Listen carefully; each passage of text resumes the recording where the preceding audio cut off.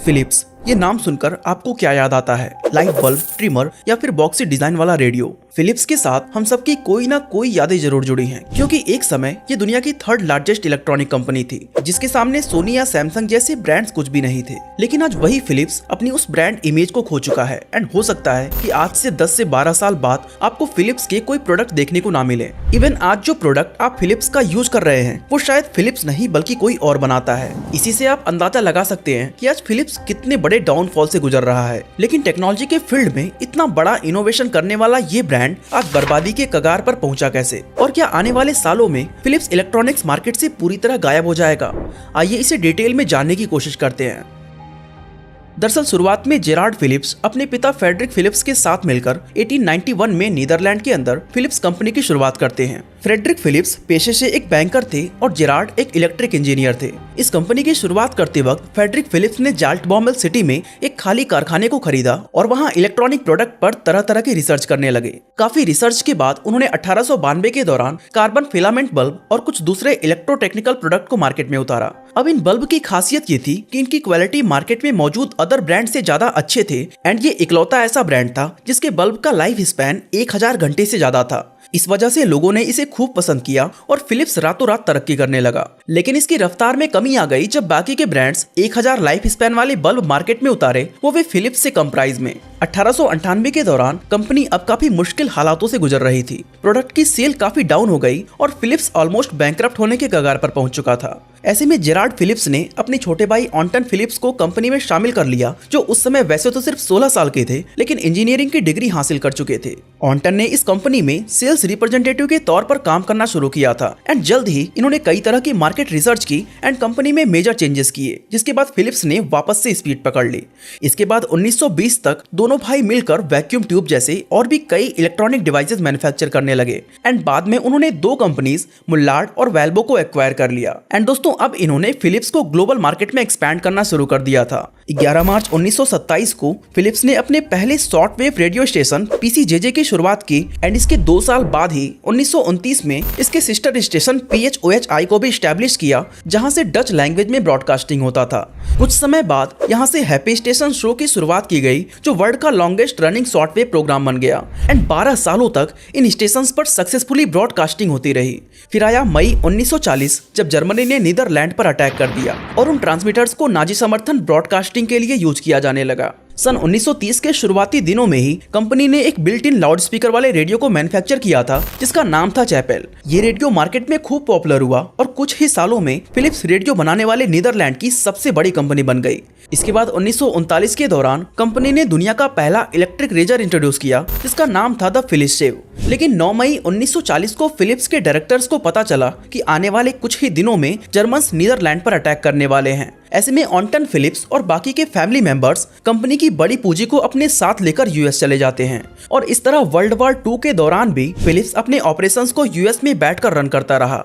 ऑन्टन के बेटे Fritz Philips अपनी फैमिली के इकलौते ऐसे मेंबर थे जो यूएस नहीं गए थे। वो कंपनी में रहकर जर्मन आर्मी के लिए इलेक्ट्रिकल इक्विपमेंट बनाते रहे एंड आपको जानकर हैरानी होगी कि वॉर के दौरान उन्होंने नाजियों से 382 यहूदियों की जान ये कहकर बचा ली थी कि इनके बिना फिलिप्स का प्रोडक्शन प्रोसेस चल ही नहीं सकता। इस तरह सैकड़ों यहूदियों की जान बचाने के लिए उन्हें 1995 में राइटियस एमंग द नेशंस नाम से सम्मानित किया गया था। खैर, वॉर खत्म होने के बाद कंपनी के हेडक्वार्टर को वापस से नीदरलैंड में शिफ्ट कर दिया गया एंड दोस्तों, वॉर से पहले फ्रिट्ज फिलिप्स ने वहां पर कई सीक्रेट रिसर्च फैसिलिटीज को छुपाया हुआ था ताकि जर्मन्स उनका गलत इस्तेमाल ना कर पाएं, जो कि वॉर खत्म होने के बाद उन फैसिलिटीज को वापस से शुरू कर दिया गया। इसके बाद 1949 के दौरान कंपनी ने टेलीविजन सेट्स बेचना शुरू किया और 1950 में ये रिकॉर्ड प्लेयर मैन्युफैक्चर करने लगे। इस टाइम तक कंपनी अपना प्रोडक्ट पोर्टफोलियो काफी बड़ा कर चुकी थी और इसने कई तरह के होम अप्लायंसेस को भी बनाना शुरू कर दिया था, जो मार्केट में खूब पॉपुलर हुए। फिर आया साल 1955, जब फिलिप्स ने सेमीकंडक्टर मैन्युफैक्चरिंग की शुरुआत की, लेकिन ये उसके लिए बहुत बड़ा फेलियर साबित हुआ।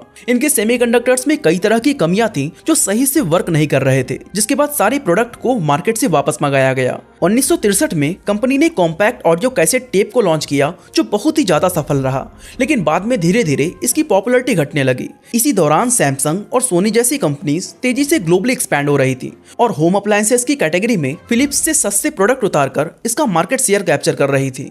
दूसरी तरफ अब भी फिलिप्स अपने नए और इनोवेटिव आइडियाज पर तेजी से काम कर रहा था। इसने 1972 में इंग्लैंड के अंदर दुनिया का पहला home video cassette recorder launch किया जो 30 से 40 मिनट तक की रिकॉर्डिंग कर सकता था, लेकिन जल्दी ही इसे सोनी ने टक्कर दे दिया। इसके बाद फिलिप्स ने 1 आवर, फिर 2 आवर और यहाँ तक कि 8 आवर्स वाले वीडियो कैसेट रिकॉर्डर लॉन्च किए, लेकिन हर बार उसे दूसरे ब्रांड से भारी कंपटीशन का सामना करना पड़ा। कई बार मिले फेलियर के बाद 1982 में फिलिप्स ने कॉम्पैक्ट डिस्क को लॉन्च करने के लिए सोनी के साथ हाथ मिला लिया। बाद में इन दोनों कंपनीज ने मिलकर 1997 में डीवीडी और 2006 में ब्लूरे लॉन्च की, जो कुछ समय तक तो काफी पॉपुलर रहे, लेकिन धीरे धीरे बदलते वक्त के साथ इनकी भी डिमांड कम हो गई। 1997 में इस कंपनी के हेडक्वार्टर को एम्स्टर्डम में शिफ्ट किया गया और उसी समय कंपनी का नाम बदलकर कॉनिनक्लेव फिलिप्स इलेक्ट्रॉनिक्स कर दिया गया। इसके बाद फिलिप्स ने एक नई फैक्ट्री ओपन की जिसमें नए और एडवांस हेल्थ केयर डिवाइसेस बनाने पर रिसर्च किया जा रहा था। इस फैक्ट्री का नाम था Philips healthcare innovation centre, जिसमें कंपनी ने कई डिवाइसेस को सक्सेसफुली डिजाइन भी किया। आज इसके बनाए गए MRI system, CT scanners, ultrasound system, X ray machine, ECG machine, patient monitoring system और इन जैसे और भी कई हेल्थ केयर डिवाइसेस पूरी दुनिया में फेमस हैं। साथ ही यही वो सेक्टर है जहां सैमसंग या सोनी दूर दूर तक इसे टक्कर नहीं दे पा रहे। इसके अलावा फिलिप्स साल 2000 में सोनी केयर इलेक्ट्रिक टूथब्रश बनाने वाली कंपनी ऑप्टिवा कॉर्पोरेशन को खरीद लिया, जिसका बाद में नाम बदलकर फिलिप्स ओरल हेल्थ केयर कर दिया गया, जो फिलिप्स डोमेस्टिक अप्लायंसेस की सब्सिडरी बन गई। आज भी फिलिप्स इस सेक्टर में काफी सक्सेसफुल है और इसके इलेक्ट्रिक टूथब्रश लोगों में काफी पॉपुलर भी हैं। जनवरी 2011 में फिलिप्स ने इंडिया की एक लीडिंग किचन अप्लायंसेस कंपनी प्रीति को एक्वायर किया और इसी साल के 3rd क्वार्टर में इस कंपनी को इतना ज्यादा नुकसान हुआ कि इसका नेट प्रॉफिट 85% डाउन चला गया, जिसके बाद कंपनी ने 4500 एम्प्लॉइज को जॉब से निकाल दिया था। अब देखा जाए तो फिलिप्स ने खुद को कई सेक्टर में एक्सपैंड करने की कोशिश की थी, जिसके लिए बहुत सारे कर्ज लिए गए थे, लेकिन इसके ज्यादातर प्रोडक्ट्स शुरुआत में अच्छा परफॉर्म करके कुछ टाइम के बाद फेल हो गए। वहीं अगर हम सेमीकंडक्टर की बात करें तो वो शुरुआत से ही कंपनी का बहुत बड़ा फेलियर साबित हुआ था। होम अप्लायंसेस की कैटेगरी में भी इसको सोनी और सैमसंग से भरपूर टक्कर मिली। ऐसे में इतनी सारी रिसर्च और एक्सपेंशन के बाद भी इसकी झोली में सिर्फ हेल्थ केयर डिवाइसेस और लाइटिंग ही बचे, जो फिलिप्स के लिए फायदेमंद रहे और आज भी ये इसके सबसे प्रॉफिटेबल बिजनेस है। एक तरफ फिलिप्स की हेल्थ केयर डिवाइसेस पूरी दुनिया यूज कर रही है, वहीं लाइटिंग मार्केट में ये आज भी लीडर है। इवन इंडिया में इसका मार्केट शेयर 25% से अबव है। लेकिन फिलिप्स का कर्ज इतना बड़ा हो चुका था कि सिर्फ इन 2 कंपनीज के दम पर वो खुद को इससे बाहर नहीं निकाल सकता था। ऐसे में इसने इन दोनों कैश काऊ को अपने पास रखकर धीरे धीरे उन सारे बिजनेसेस को बेचना शुरू कर दिया जो इसके लिए प्रॉफिटेबल नहीं थे। एंड इस लिस्ट में नंबर 1 पर आता है फिलिप्स सेमीकंडक्टर, जिसे इसने 2006 में ही एनएक्सपी नाम की कंपनी को बेच दिया था। मार्च 2012 में फिलिप्स ने अनाउंस किया कि या तो वो अपने टेलीविजन मैन्युफैक्चरिंग ऑपरेशन को हांगकांग बेस्ड टीपीवी टेक्नोलॉजी को बेच देगा या उसके साथ मर्ज हो जाएगा। जहां कुछ दिन बाद ये न्यूज आई कि फिलिप्स ने टीपीवी के साथ एक ज्वाइंट वेंचर की शुरुआत की है, जिसमें 70% स्टेक्स टीपीवी टेक्नोलॉजी के पास थे तो 30% फिलिप्स के पास। लेकिन फिलिप्स की परेशानियां यहीं पर खत्म नहीं हुई, बल्कि इसी साल 5 दिसंबर को कंपनी पर 313 बिलियन यूरोस की पेनाल्टी लग गई। ये पेनाल्टी लगाई थी यूरोपियन यूनियन के एंटी ट्रस्ट रेगुलेटर्स ने, क्योंकि फिलिप्स, एलजी, सैमसंग और पैनासोनिक सहित total 6 companies anti competitive practice में इन्वॉल्व होने के दोषी पाए गए थे।